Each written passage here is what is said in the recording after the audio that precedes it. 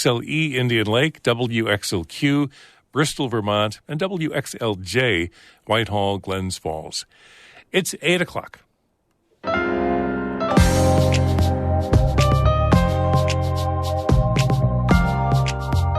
Good morning. This is Northern Light for Tuesday, April 16th. I'm Monica Sandreski. And I'm Todd Moe. More than 2 weeks late, Governor Hochul and lawmakers have reached a tentative deal on the state's spending plan for the next year.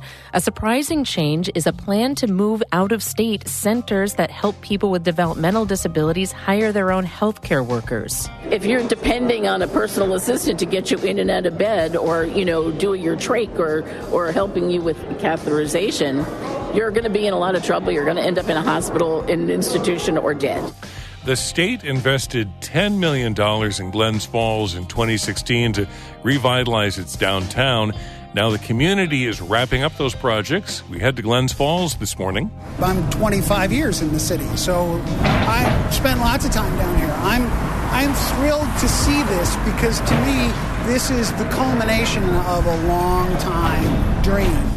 And astronomer Aileen O'Donoghue joins us this morning to guide us through what to look for in the morning and evening skies over the next month. All that's coming up on Northern Light. Stick with us.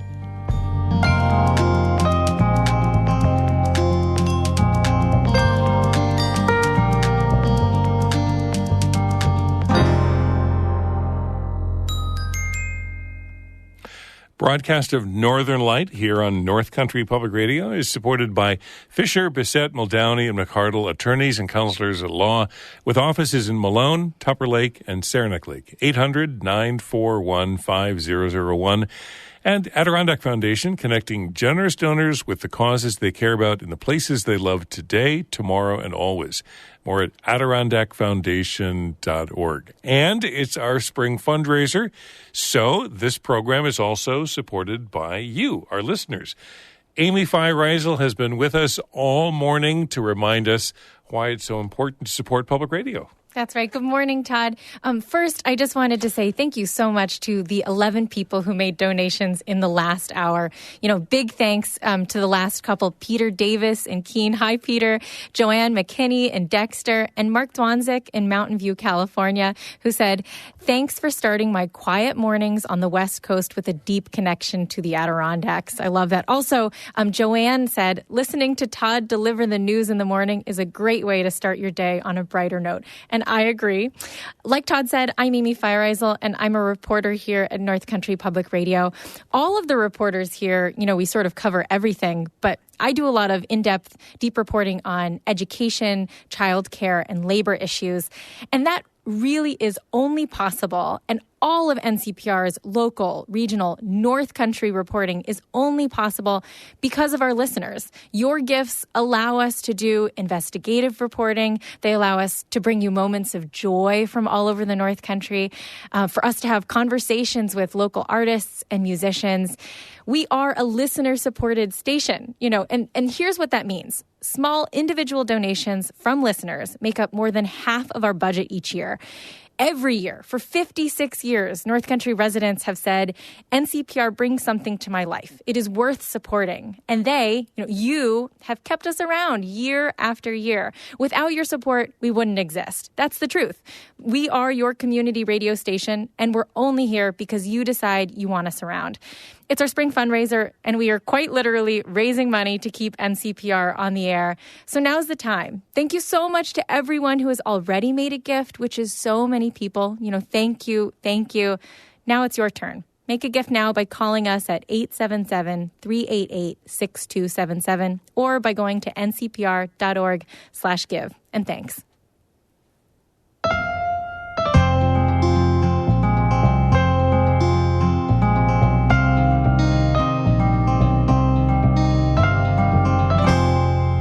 This is Northern Light. I'm Monica Sandreski. And I'm Todd Moe. The hospital in Plattsburgh went into lockdown for a few hours yesterday. The incident comes 2 months after police prevented a potential mass shooting there. Kara Chapman has more. Champlain Valley Physicians Hospital says someone called the facility and threatened an employee Monday morning. Plattsburgh City Police Chief Peter Mitchell says that set off a lockdown at the main campus at about 7:20 a.m. His agency was notified shortly after. We went up to investigate investigate and assist them with the lockdown. State police and the Clinton County Sheriff's Office also responded. Mitchell said Monday morning that it was believed the threatening call came from outside the city. State police later said an individual was taken into custody from a home in nearby Beekmantown. They say they brought the person to CVPH for a mental health evaluation. Police did not give out the person's identity and said no charges were filed. Chief Mitchell says local police agencies work well together. We have a lot of contact with each other, good cooperation, and that's good for the community. CVPH says the lockdown was lifted at 10 a.m. Monday after officials learned there was no longer a threat. Monday's lockdown came about 2 months after local law enforcement foiled a potential mass shooting at CVPH. Police said 52-year-old Robert Thibodeau of Plattsburgh, who'd recently been fired from the hospital, was armed and on his way there to harm people.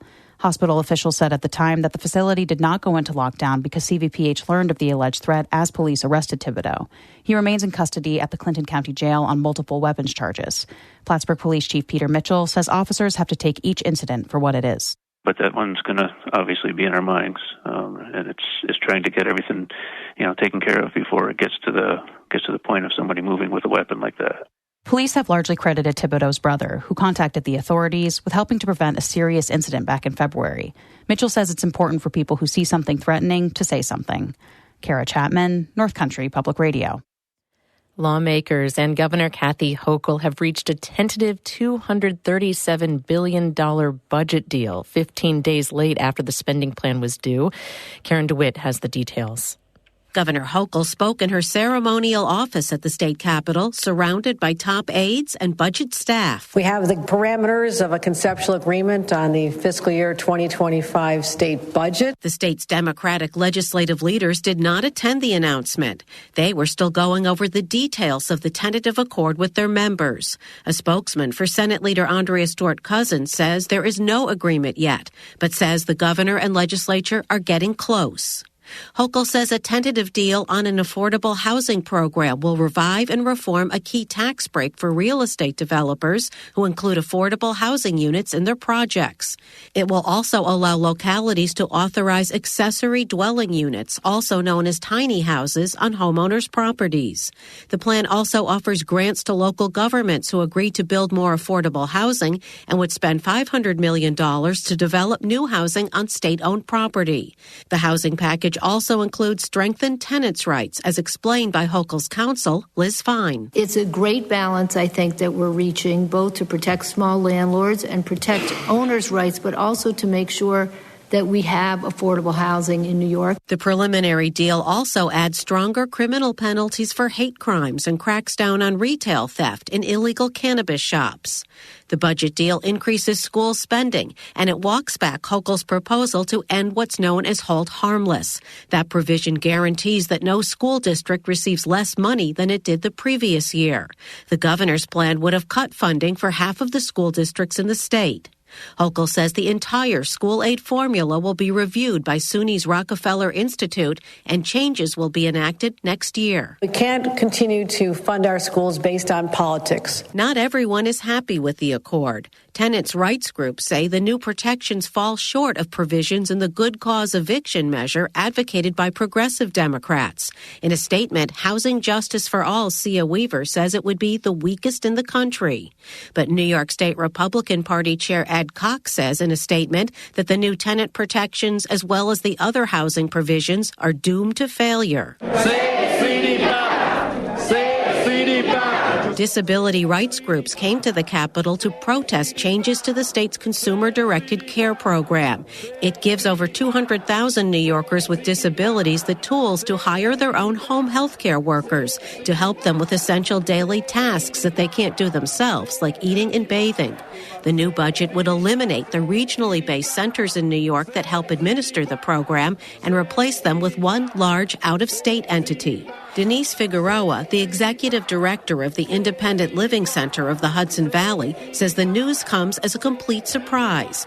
She says large companies that run the programs in other states have poor track records with long delays on worker paychecks, technical glitches, and lengthy delays in hiring authorization. If you're depending on a personal assistant to get you in and out of bed or, doing your trach or helping you with catheterization, you're going to be in a lot of trouble. You're going to end up in a hospital, in an institution, or dead. Hochul counters that the popular home health care program has grown by 1,200% in the past 8 years. She says the change will save the state $500 million and better track potential abuses. These can be like runaway trains if you don't have someone step up and say, why is this being done this way? And is it really serving the people it's supposed to serve? Meanwhile, lawmakers on Monday approved a fifth budget extender to keep the state running for a few more days until they can secure the remaining details and print budget bills that they can vote on. In Albany, I'm Karen DeWitt for the New York Public News Network.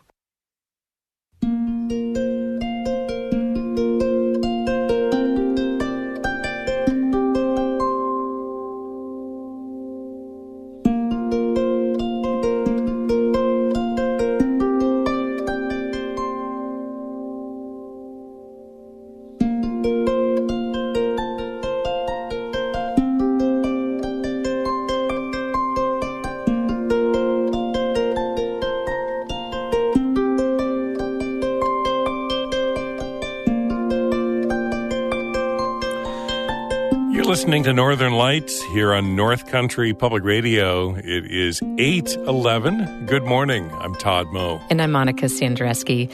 Just ahead, Aileen O'Donoghue with St. Lawrence University and the Adirondack Sky Center and Observatory stops by to walk us through the morning and evening skies. That conversation in just a few minutes here on Northern Light.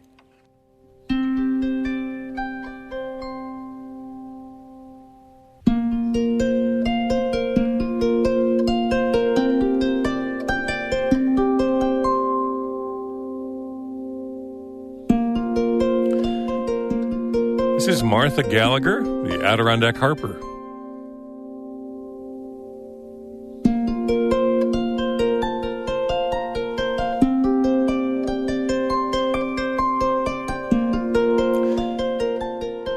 Martha's music is part of our Underscore project here at North Country Public Radio. A salute to the many regional musicians in the North Country. Give a gift to support the music, the regional music you hear on this station, ncpr.org/give. Northern Light is supported by Fisher, Bissett, Muldowney, and McCardle, attorneys and counselors at law with offices in Malone, Tupper Lake, and Saranac Lake. 800-941-5001. April is Financial Aid Awareness Month in New York State. It comes as thousands of students nationwide are struggling with financial aid delays. That's because of a major glitch in the application known as FAFSA. Nationally, there were 30% fewer FAFSA applications submitted this year compared to the same period last year. On Friday, SUNY Chancellor John King said New York's FAFSA application numbers are a little bit better, but not by much. So that's very worrisome. At SUNY, we're just now getting information from the U.S. Education Department on the applications that were submitted. So the picture isn't clear yet, but we're doing everything we can. SUNY schools delayed the tuition deposit deadline to May 15th. SUNY is holding information sessions, community events, and working with high schools to engage students and their families in the FAFSA process. King says the goal is to make more New Yorkers aware of the many resources available to pursue post-secondary education. Whether that's a one-year certificate or a two-year associate's degree or a four-year bachelor's degree, there's federal aid, state aid. In fact, at SUNY, 52% of our students go tuition-free because of the federal Pell Grant program and the New York State Tuition Assistance Program. Earlier this month, the Biden administration announced another round of student loan forgiveness programs. According to the White House, the Biden administration has now approved $146 billion in student debt relief for 4 million Americans. The U.S. Army Corps of Engineers is looking for your input on an upcoming study on how to make the coastline of Lake Ontario and the other Great Lakes more resilient in the face of climate change. The study is a regional effort from New York, the federal and tribal governments, and other states bordering the Great Lakes. Mike Padilla is with the U.S. Army Corps of Engineers in Illinois. He says the assessment comes on the heels of record-high water levels in 2017, 2019, and 2020. People ask, how will climate change affect tourism in my town? Will we be, losing fish habitat, with fisheries being a very important, industry on the Great Lakes? Is my community at risk of flooding when the lake levels get high? Are the shipping costs going to increase because of having to light load ships? People are concerned about this and concerned about what climate change may bring in the future. The state and federal governments are investing $14 million to learn what parts of the coastline are vulnerable to flooding and erosion, answer some of those questions Padilla mentioned, and make recommendations to states. The study started in 2023, is slated to wrap up in 2028. The Army Corps of Engineers is hosting 2 public meetings today, one at 11 o'clock this morning and another one tonight. Find a link to offer feedback and join the meeting at our website, ncpr.org. The St. Lawrence County Office for the Aging is scrambling to find volunteer delivery drivers. They say they need help delivering lunch throughout the week to the county's older residents in Brazier Falls, Canton, Gouverneur, Morristown, and Potsdam. Volunteers can choose their own schedule. Delivery drivers also receive reimbursements for mileage. Those interested in volunteering can reach out to the St. Lawrence County Office for the Aging.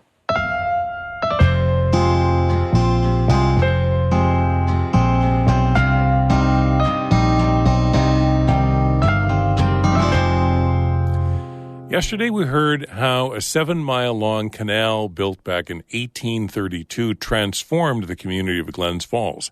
Today, we're looking at how Glens Falls is remaking itself for a new era of growth.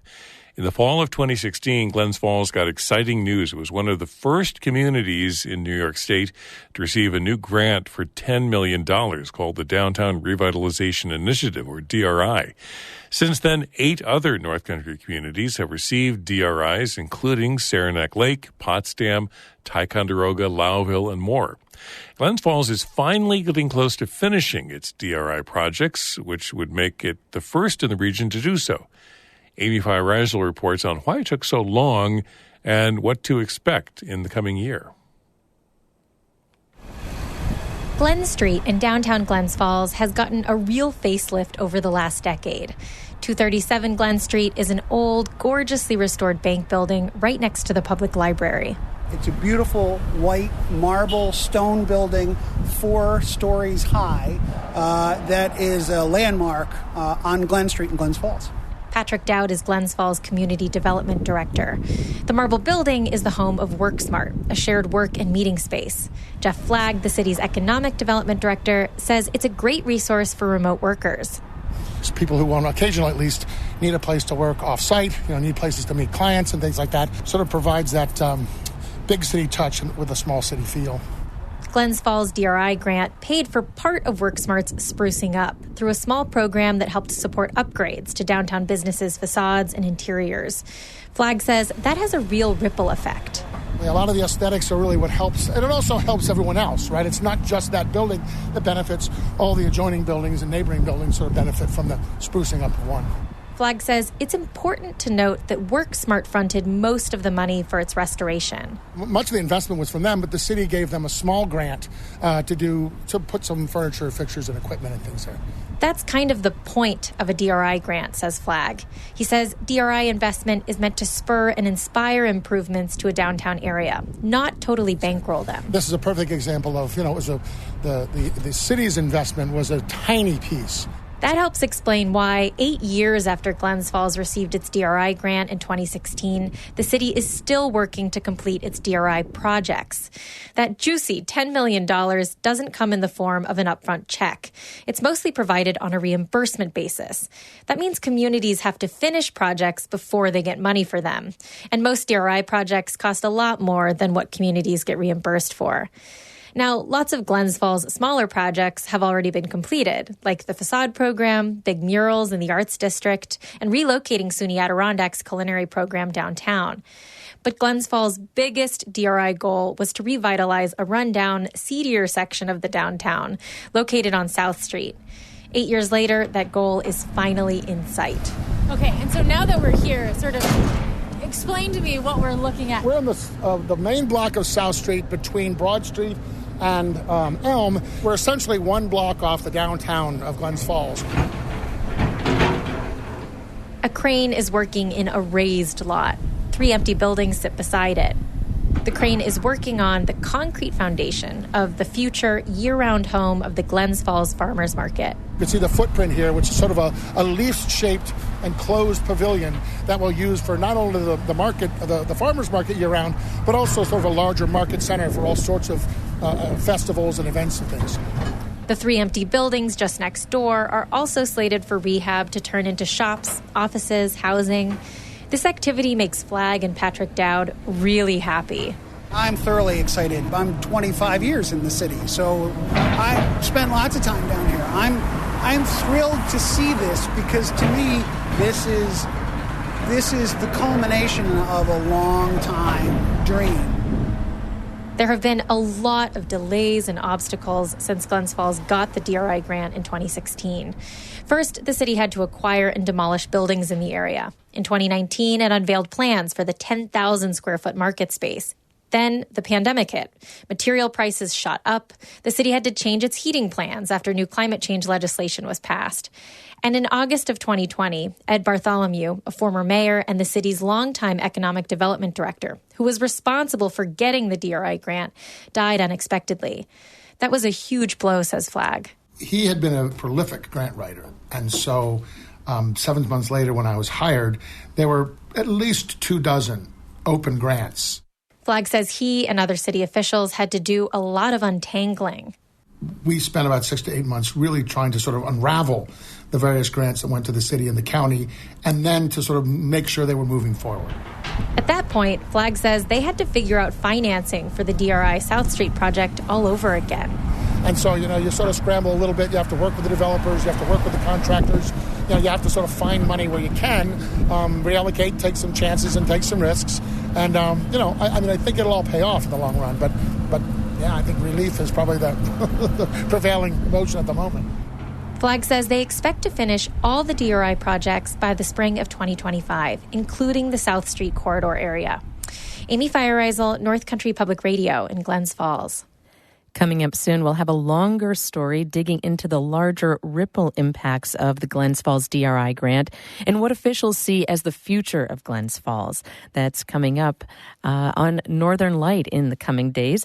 But right now, we have Amy Feiereisel, the reporter herself, in studio to tell us a little bit about how that reporting went and what a value that is that we get from the NCPR newsroom. Yeah, I was thinking a lot about how NCPR, we do a lot of breaking news, what's happening today. We do a lot of day reporting and day turns. But one of the things as a reporter that's so wonderful about working here, and something that I think is so wonderful for our listeners, is we have the time and the space to do deeper reporting. Right. To go deeper, right? To look at context, to look at something happening over the course of 8 years, to look at the bigger picture and how a community fits into the region. And I think that is... it's a step beyond that day reporting. Right. And it's so valuable, I think, to our listeners. And if you think that's valuable, because you know that's valuable. Right. Now is the time to make a gift so that we can keep doing this reporting. And you can do that by calling us at 877-388-6277 or by giving online at ncpr.org/give. I mean, that really is a special thing, especially for a rural community to have that. I mean, it's practically unheard of in the United States to be able to have that. But it's because listeners before you have said, yes, this matters to have this contextual coverage to better understand our communities, the issues in our area. From these DRI grants to, I think of the reporting that Emily did long term over like far right extremism in the North Country.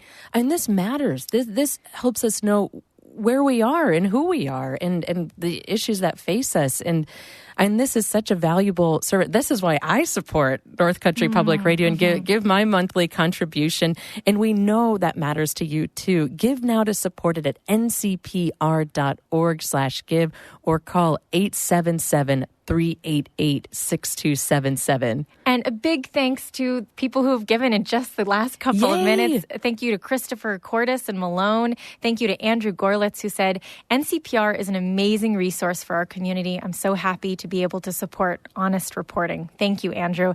And thank you to Peter Elias in Shelburne, Vermont, who says, kudos to the supporting members who donate every month. Those are our sustainers. Yes.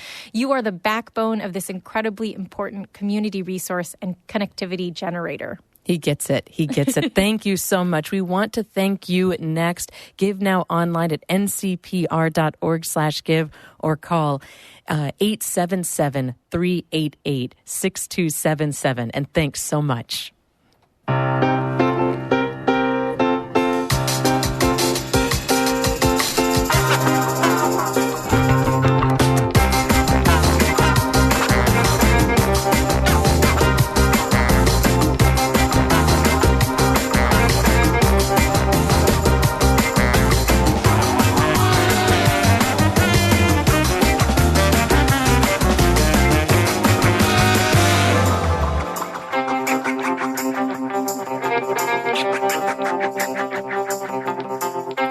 You're listening to Northern Lights right here on North Country Public Radio. I'm Todd Moe. And I'm Monica Sandreski.